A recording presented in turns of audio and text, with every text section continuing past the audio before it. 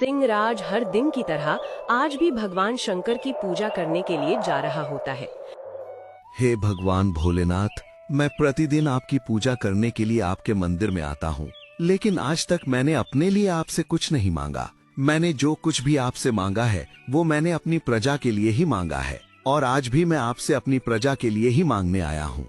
हे भगवान भोलेनाथ, आसपास के सभी जंगलों में चर्चा हो रही है कि इस बार भयंकर सूखा पड़ने वाला है, इसलिए भोलेनाथ आप मेरे जंगल पर अपनी कृपा बनाए रखना।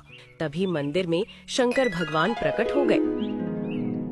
भक्त सिंहराज, तुमने ये कैसे सोच लिया कि तुम्हारे जंगल में सूखा पड़ेगा? तुम मेरे सबसे प्रिय भक्त हो, तुम्हारे जंगल में कभी भी सूखा नहीं पड़ेगा। ये आज मैं तुमको वरदान देता हूँ। और ना ही कभी तुम्हारे जंगल में अकाल पड़ेगा, और तुम्हारा जंगल हमेशा खुशहाल और हरा भरा रहेगा।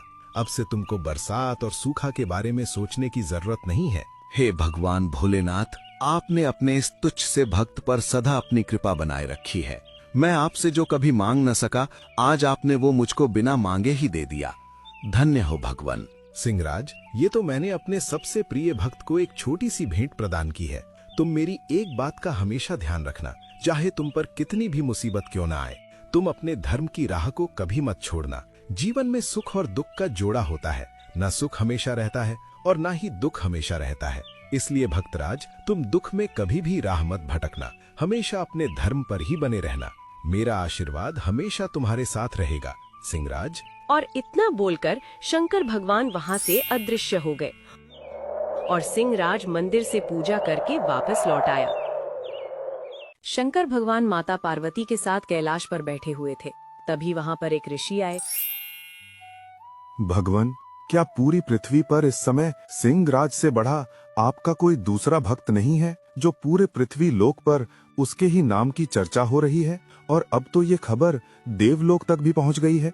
हाँ ऋषिवर, आप बिल्कुल सत्य कह रहे हो। सिंहराज जैसा भक्त युगों युगों में एक बार पैदा होता है, और आपकी ये बात बिल्कुल सत्य है। इस समय पृथ्वी पर सिंहराज से बड़ा भक्त कोई दूसरा नहीं है। लेकिन भगवान, मुझको तो ये विश्वास नहीं होता कि कोई जानवर आपका इतना बड़ा भक्त हो सकता है, जो अपने धर्म के नाम पर अपने प्राणों की परवाह न करता हो। हे भोलेनाथ, अगर आपकी आज्ञा हो तो मैं आपके उस प्रिय भक्त की परीक्षा लेना चाहता हूँ, और मैं अपने मन में भी पूरी तरह से ये संतुष्ट होना चाहता हूँ कि वो सच में आपका सबसे बड़ा भक्त है भी या नहीं।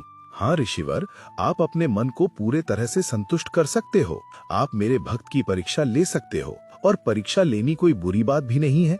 ये तो हर भक्त को एक न एक दिन देनी ही पड़ती है, और ये तो विधि का विधान है कि जो सोना होता है उसको तो कठौती पर तपना ही पड़ता है, और यही हमारे सच्चे भक्त की निशानी होती है।